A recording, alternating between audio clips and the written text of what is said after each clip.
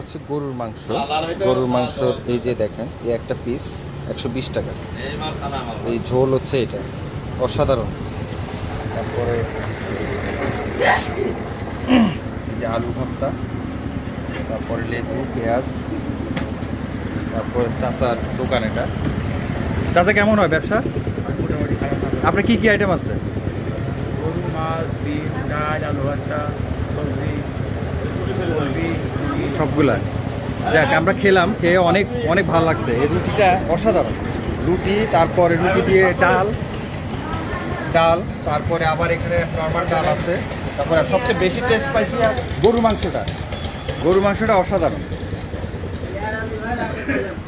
এখানে খুব বড়ভাবে ওনারা রান্না করে। এই যে লার্কি চুলা দিয়ে, এই যে লার্কি চুলা দিয়ে ন্যাচারাল, হ্যাঁ পুরাটা ন্যাচারাল হয়। এই যে এখন মনে হয় কি জানি পাকাচ্ছে, এই যে দেখেন, দেখছেন পুরা ন্যাচারাল লার্কি চুলা দিয়ে তরকারিটা রান্না করতেছে এখান থেকে।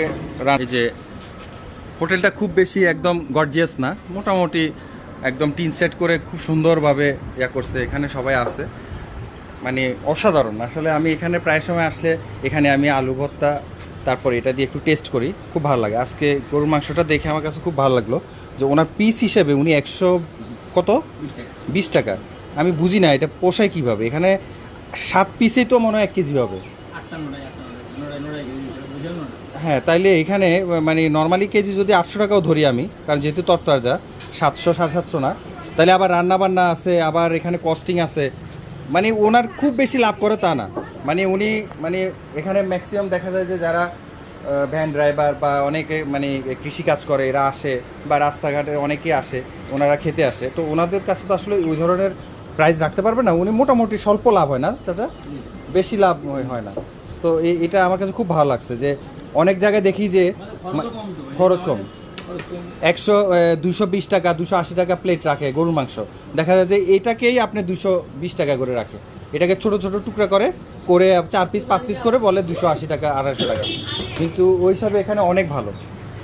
তো ভালো করে রিভিউ দিবেন। এটা হচ্ছে এটা কোন জায়গায়? খালিশপুর মহেশপুর রোডে এই জায়গাটা, দোকানটা। তো ঠিক আছে, বেস্ট অফ লাক, ভালো থাকবেন।